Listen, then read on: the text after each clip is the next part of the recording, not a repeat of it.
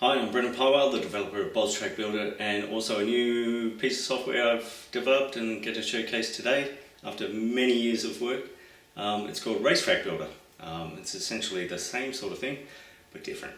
BTB was created on old technology, and there's a lot of things I learned in the process of doing BTB, not only about the design of how the track should be built, but also the way I should go about developing that sort of software. And so I've put everything I've learned, as well as taking the feedback from the community on how things could be improved in BTB, and I've put them in Racetrack Builder. And I really hope you enjoy the software. It's probably the best piece of software I've ever written. And I think it works pretty well so far. There's still a lot of work to do, and yeah, hope you enjoy it. So this is the front screen of Racetrack Builder. Initially you set the size that you would like the terrain to be. I'm just going to keep it small for now, and you select the theme that you want. Give it a project name. I'll just leave that as default. You click OK and it generates all the terrain. You can expand on this terrain by just clicking and dragging around to where you want, or you can remove it by holding down the delete key, just going over the terrain. You can color the terrain simply by clicking and dragging, and again you can reduce the size of it, switch it back, reduce the size again, patch there, and we can, obviously you need to move terrain up and down, so we can do that as well.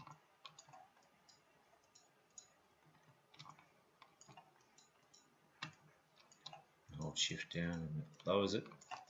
So it's fairly straightforward. Got a little tractor tool there.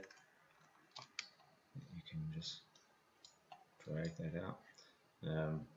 Bulldozer really. It flattens the ground, so if I keep rubbing in that one area, I can turn the strength up higher.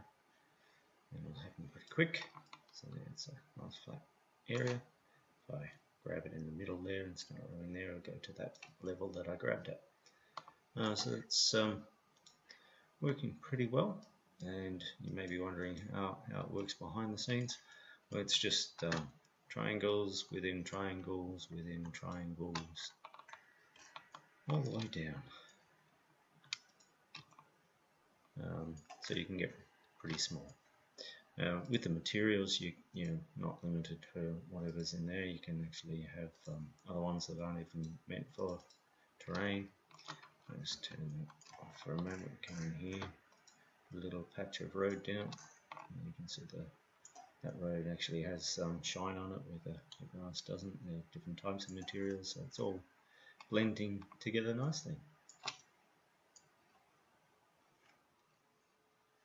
So the next part that you'd like to do would be to add a track. So we simply move to the track tool, the plus button, look for me or in Bob's Track Builder. But we've already got the terrain, so we're not pulling the terrain out from the edges of the track. We're instead laying a track down over the terrain, which is probably something I should have done first in Bob's Track Builder. I was new back there. And I've learned a lot more now. So laying a track down simply cuts that track into the terrain. So if I start to move those nodes around, you can see all of the terrain triangles that are actually hidden there are being cut. This one's not currently cut, so if I move that over there, it's now cut into smaller pieces. So with the terrain, you would probably want to have, I'll just soften the effect there, smaller triangles near to where your track is. So you simply drag over that a little bit. You could actually use the paint tool for this as well and simply paint in the same color as it exists. And the track is now cutting into less triangles, but it's cutting into those smaller ones instead of the big larger ones. That's a little bit neater for what you'd like to find in games. You can obviously change the edges of the track, and I'll come to that in a moment. The other thing, if I switch back to moving nodes, it's a subtle effect here at the moment, but I'll just crank it up. And I'll just put in a couple of nodes here. If I get down low here, you may see the camber of the track here is actually changing depending on where the node is. So if I swing that over to this side, the camber of that track is over there. I'll just crank up the amount of camber, and you can see it has a dramatic effect there now on those corners. So that's automated, and that can save a lot of time in editing. Because if you wanted to get rid of it all, which is the way Bobstrack Builder had, then putting camber in was quite intensive. So to have it automated, just a little bit at least, gives the tracks a natural flow, which you'll find in real life roads. In addition to working on an easier interface, in that the terrain and tracks sort of go together and can be made more easily in Racetrack Builder than it could in Bobstrack Builder, I've also been working on speeding up the interface. So in Bobstrack Builder, if you had a lot of points, a long road, then making changes would be very time intensive, as the interface was a little bit slow to catch up. Here we've kind of separated it, and I've got it multi-threaded and working on background threads, so the interface is a lot faster. So much so that, well, if we look at the length of that track, that's just over 1 kilometre long. But if you wanted to get into the ridiculous realm, then you could do that. I'm just creating a second track, and I'm just going to wind it over these hills and cut away, and you can see it calculating the edge. Goes a little bit see-through, if you like, while it calculates the edges. The edges are a little bit special. But here we are, and we've created, well, that's 32 kilometers of track, and it's just doing the edges, and that's done. So if we wanted to jump down here, use my famous J key and insert another node there, we can do that. If we wanted to move that around, you can do that. A little bit slow. My mouse is actually free to move and drop, and it will catch up. But that's 32 kilometers of track that it's calculating there. I would actually advise using smaller tracks and joining them together. Joins are no longer a pain. The next section is cross sections. These are sections of the road that will move up and down, and generally you want to have several of them so you can isolate the changes in the road to just one area. This is very similar to Bobstrack Builder, except there are some subtle differences. Firstly, there's controls where you can grab the whole road, you can just grab one side of it and pivot, or these white parts are actually denoting different sections. So you've got there one side of the road, so you can control just the road side, or you can control left and right, or right and left, depending on which way you're facing. So you've also got these little sticks here which isolate the movement, so any X movement across in that direction doesn't actually change the position. Or you can grab the small node and move it from side to side.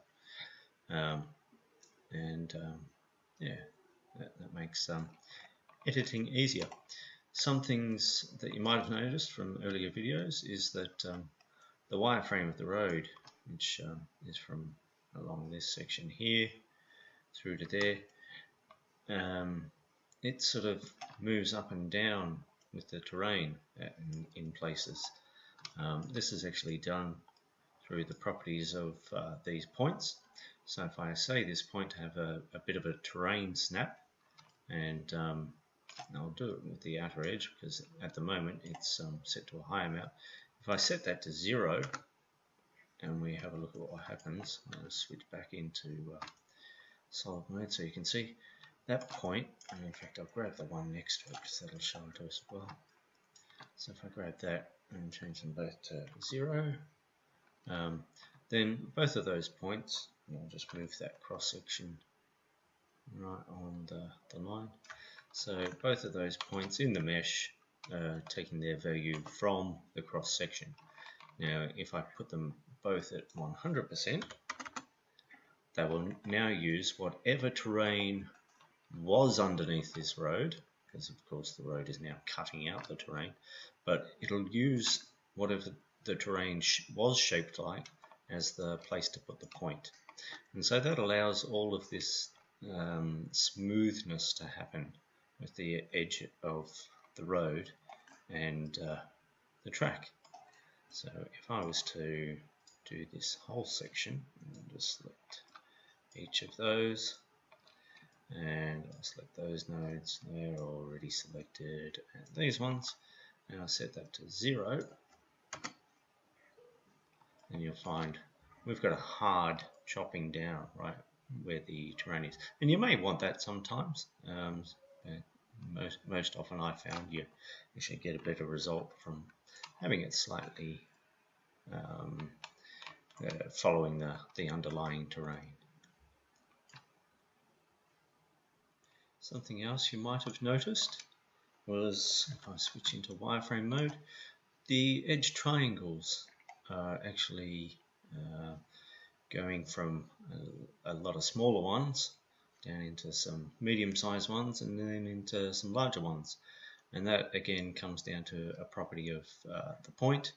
In this case, all of these points will share the same property. So the outside point here will share the same property as this one here. So it doesn't matter which outside one I select.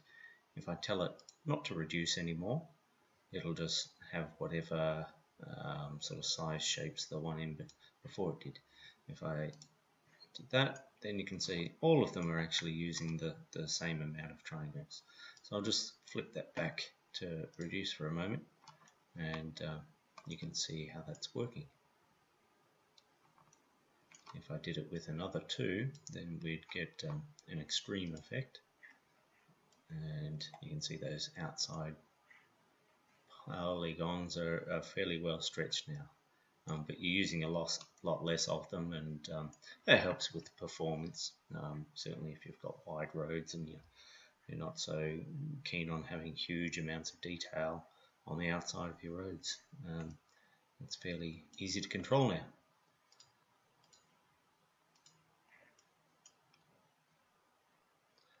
So in addition to having the terrain be used for the edges of the track to determine the height, there's another feature here which isn't so obvious until you turn it off, and that is using the terrain and the angle of the terrain to determine what's technically known as normals, which is the direction that you want this point to sort of face out so that it bounces light off it at the correct angle and actually looks good. I won't try and explain it any more than that. I'll just switch it off and you can see what kind of change it makes. So that's just using the track normals for the edge. And if I tell it to use the terrain for the normals, then you get a much nicer looking blend. So the next part of the interface, it's still a bit of a work in progress, but it's fairly intuitive, is the selection of materials. So this track at the moment has 5 different materials, 1, 2, 3, 4, 5, and that's just the default cross section I've got in there at the moment. And you can drag and drop these materials, so if I wanted a different material into there, I can just drag that. If I wanted to drag that one, sorry, I've got the edge there. If I wanted to grab the edge and throw it back, I can, or if I wanted to grab that material and put it over here, I can do that. That material that was there by default, and I held shift down to select 2 of them, that was actually using the terrain as a material, where if you change the color of the terrain we'll just zoom out and switch back to green, then the outsides of that track also then use the terrain, which is pretty neat. So you can go back in there. Similar to Bob's Track Builder, you can hold control down and it's actually inserting a different surface there. You can't see that terribly well until you do something like that. And then I can just drag and drop that there. So if you want a little asphalt patch, you can do that. The only other little piece I've sort of been working on is the ability to blend the ends. So if I was just to blend there, blend that with the corner, blend that with the other corner, that's back, that's front, left, right. These are actually already blending. That left is clicked down. If I click on this one, that right is clicked down, then you can see how it's sort of going into the terrain like that, which is pretty good. What I showed off accidentally before was the ability to grab the edge. So I'm grabbing that, moving that there, and then I can just drag and drop that there. I haven't got the icons sorted out yet. It's giving a little bit of indication that you're over something, but there's still more work to be done there. Obviously you can see the little gizmo there. You can guess what that's for. That's for scaling, that's for translating along one axis, translate along both axes, and yeah, for rotating the terrain. It looks a little bit stretched like that, so you can drop it back in, but that wouldn't look good that way anyway, so I'd swap it back and move it back. You can change all those by using the offsets and scales like we did before, but yeah, it makes some things a little bit easier, which is the intention of Racetrack Builder, is to try and fix all the problems that BTB had, and as much as possible. So here we have one small track. It's only 275 meters, so it's not really long enough for a good rally stage. So you need more track, and we can do that just by creating another one and just clicking and dragging. And if I press escape, then we can start again, create another track there. Keeping tracks, and you'll get your own ideas of how long they need to be, but I don't like them getting too long. It does slow down the calculations a little bit, and there's other things that you'll want to do with the tracks, such as intersections, which I'll show later on, where you don't want really long tracks. It's just easier to work with shorter stages, and you can do some other things which I'll show in a moment. So to join tracks in Bob's Track Builder, you kind of snapped nodes together, but the tracks didn't really, they start and ended at the same place, but you had to be careful with the ends of your tracks in order to make them merge well. Well, no longer. You just click over, hover over the other end of the track, and it's joined. So that's one track. If I click on that, I can only edit one at a time with the nodes, and that's the other one. And so I can drag that over here, or I can drag multiple nodes around, and I can do the same for this one. If I wanted to grab multiple nodes and drag them around, it's altering the other track. So that's pretty good in itself. You can do that there, so you can even have it circle around and join onto itself again. There is kind of one limitation, or kind of a limitation, but it's to do with the cross sections. What happens if you have one road that has more points than the other road? How would that join up? If you think about it, the cross section that I'm currently looking at is the end of this road, because I've just clicked on this road. If I go and modify that by say deleting a couple of these points, in fact, oops, I clicked that one. Click and drag around those. If I delete all of those, we've got quite different sort of looking tracks there. And if I grab those, I'm just purposely leaving that one there because that's the edges of the two materials. I'd lose materials if I didn't do that. But you can see I'm moving that, and it has no real impact on the edge of the track that it joins to. If we didn't be strict and have a nice straight line through there, you would actually end up with big openings there where you could see through into the universe. You don't want that to happen. So you can still bend the track, so we can still bend from the edge and we can still move that track around, and you'll see it joins up again. But all of these, and I'll just switch to the other track. I like swinging around when I look at the perspective of it. You don't actually have to. I can move these points from here, but swinging around sort of makes it easier in my head to think about. And the maths to do all of this joining was lots of fun, I can tell you. So you can still modify everything you like, but where this cross section, where the two tracks join up, it's got to be in 3 straight pieces, so from there to there. And it's just doing its best to average out the 2 cross sections that you've got, one for each road. So the next part I'm going to show is intersections and how we might get 2 roads crossing each other. So if I've got one road like that, I've got another one that I wanted to go across it. Like in BTB, you get a very messy situation.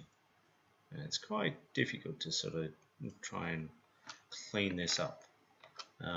So in Racetrack Builder, what I've done is created the concept that not only can these tracks cut into the terrain, but they can cut into each other and they can be cut by one another.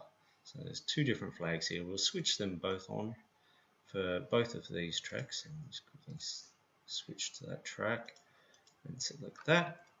Then what we've got is a cut that's a lot more neater. Is probably what I should use for properish English. Now, it's an interesting pattern, and when I first did this, I had roads that didn't have side pieces, and the cuts looked good.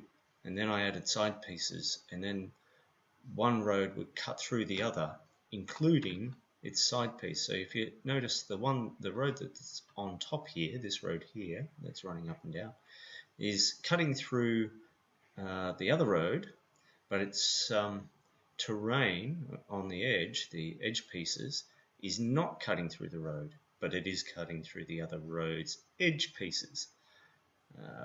Sounds easy, doesn't it? Yeah. And that's about as good as I can get for this sort of cross section. You could go and remove the edges of the cross sections so that you don't have those, and then it would look perfect again. But the edges are really important, I think, for most roads. So that's as good as we can get with an automated sort of cut. And I'll just quickly demonstrate how you can throw in a 3rd road. So I'll just come around here with another one, and we'll tell it to cut and be cut, and there it goes, it's cut into all the other tracks. And if I wanted that one to actually be on top, then I could just change that to sit on top. Away it goes. I've got a little bug to sort out, that won't take me too long, but it's not triggering the others to cut in order, so if I just do a little move like that, yep, there it goes, it's fixed up all those cuts. So that's pretty good. Just quickly, I'll just show you what you can do with the how this is useful. You can get other tracks to join onto the ends of those. I wouldn't advise having this cut and cut by track on all tracks because it is mathematically intensive. It's working pretty well on short pieces, but if you were to have it on huge long tracks, then it would take a long time to calculate. But if I just quickly do this like that, and we go and edit the cross section of this one, oops, and if I just remove these edge pieces here, that'll also remove the materials, and you can see now that it's joining really nicely along this edge. Looks pretty good. So you could have a track with no edge piece there. I just delete that one. So you've just got this straight bit, and then you could create a new track. We'll create a tarmac one to just join onto the end there. And so you could have the edge pieces, and then just for this joining section you could turn that off. So obviously you might want to slim that in a little bit more, and you might want to turn the camber down on that section. You could either do that manually using the cross sections. You could also edit the cross section of this main track. See how this is being cut out here. You could modify the cross section of that so it was narrower in there and didn't chop so much out. Obviously I want to line that up a little bit better, and that's a pretty good job. You could actually bring that cross section in a bit so that it wasn't as wide. So you can just click on there. Oops, am I doing that right? Yes, here we go. So if I did that and just drag that in, there we go. Not a bad join. But I will be making intersections which are dedicated intersections. That's the plan, and I've only got into the early planning stages, so nothing to show yet. So this is our planet. This isn't Racetrack Builder, but it's Google Maps, and they show weather formations if you zoom out far enough. I live somewhere in amongst this little scar on the edge of some very beautiful places in Australia around the edge of Sydney, the beaches or the Blue Mountains out here in the west. I'd stay well away from any of this. I don't know why we need so many people on the planet, but there you go. That's what we produce. Oh, and these nasty little things called coal mines. Yeah, great. Anyway, enough of that. Let's zoom out of here and go somewhere else that I really like. I haven't been there, but virtually I have. Let's just zoom into this little spot. I think, I don't know how to pronounce this, but it's Bitterroot Range. I think that's something similar to what they might call it. And lovely little mountain range. Why am I going here and not into Racetrack Builder? Well, I'm going here momentarily, and I'm just going to scroll to a nice little picturesque spot. And I'm going to copy the latitude and longitude, which is those two numbers there after that app symbol. I just press Ctrl C to copy, and we're going to switch into Racetrack Builder. Why did I name that the same thing? Pretty much. Anyway, click the Google Maps button, and there you see we've got the same images we had in Google Maps. So I'm just going to go ahead, and you can zoom in a little bit here. I'll zoom out. You can pan a bit. It's fairly basic. And then I click OK, and I'm just going to expand that out a little bit. Click OK, and Racetrack Builder is now going to go and collect 64 images, stitch them all together. Actually, it gets a little bit more than that to try and get rid of the Google logo, and stitches them together, as well as starts collecting height data, all to create the landscape that we'll see in a moment.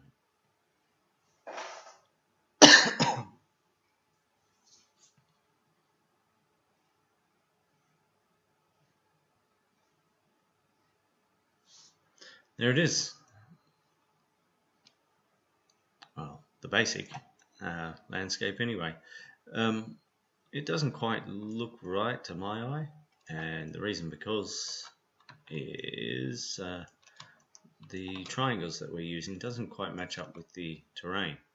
It's a little bit too large, a bit too chunky.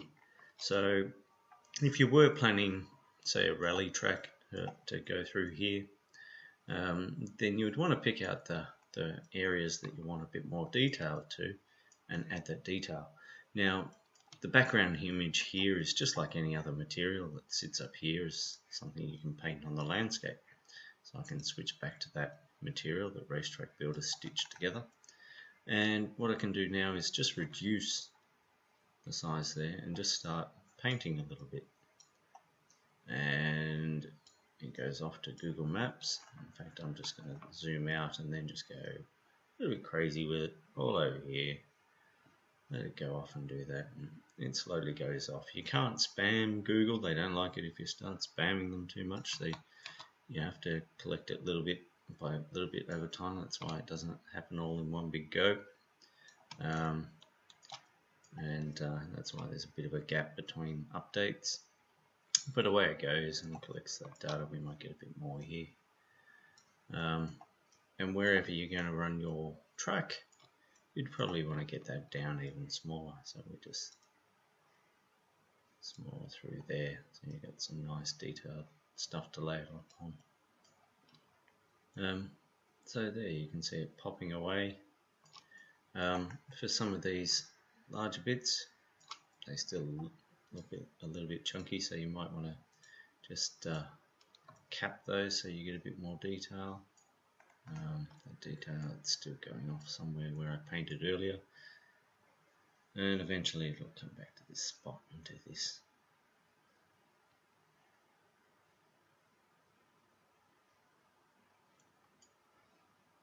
It's getting all the detail bit for that section that I painted, and then I'll pop up here, and then well, actually I can start laying down a track already. You don't actually have to wait for it to update, although that's going to change quite a bit as these points dig in. Yeah, I'll just wait until it does that, and then we can lay the track down. So I just start clicking as I did before in previous videos. There's from the landscape there, it looks like there's a river running through there, so you could actually drop your track to be in amongst that river. Oops. There we go. And have it follow the river. I just press Control there. Well, you can just get creative with wherever you want to go.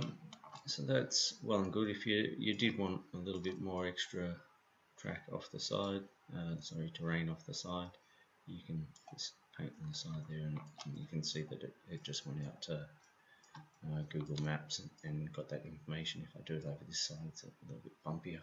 You can see it pop up and down as soon as I've sort of painted in there. There's a limit, of course. The texture that we would have got would cover a little bit more than what's seen here. So if you went too far, then the texture is going to wrap around to the other side. The other thing that you'd probably want to do is, as you zoom in here, we're getting down to see the pixels. It's fairly chunky there. I'll switch back to this paint tool. So when you're right down near the track, it doesn't look the nicest, that the areas off to the side. So I would actually paint with the regular textures. We come back and we just paint the rest of that, where we've got the track laid down, and that looks nicer for when you're at track level. But then by doing so, you've actually missed out on what the terrain has to offer. But we can now edit the materials fairly easily, and I'm almost tempted to do this automatically on the grass ones, or at least have the option to do this, and that is to use the Google Map image, as you can see there in high res, as the additive map for these grass materials. But it doesn't look good like that, so I'll just click OK to that so we commit that little change, and then I'll grab the scale here from our background and I'll place that in, paste and paste. I'll put this as -0.5 because that's what we needed for the background, and we put the angle as 0, otherwise it won't match up, and we'll just click OK to that. So now you can see those bits of terrain that were there are now coming through in the grass, so we get that same sort of area coming through. That's not so important for this particular image, but you can imagine some other images or some other textures. Maybe you're going through the mountains and over these hills, and if we were to paint with that green now, you're actually getting the same additive map and the same scale and offset as the background image. So we just change that back so it looks good. Now, whoops, I went over my track. That was not smart.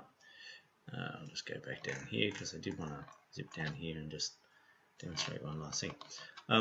The grass is now quite bright, so if you wanted to change that brightness so that it matched the surrounding terrain, you could come in here to the textures and we could edit this diffuse texture.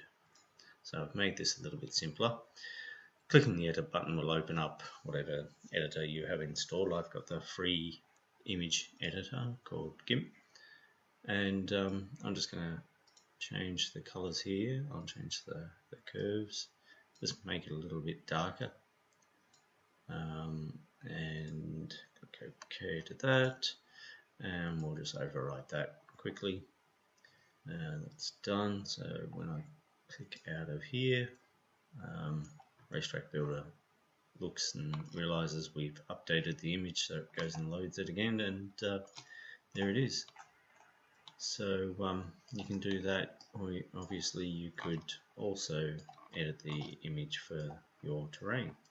So if I went and edit the materials again, back to here, edit the texture, we've got the Google Map one there, click edit, loads up that. We could change the brightness or the colors any which way we want, or you could even write on it. I'll do something political, because I love being political now. Actually, I hate it.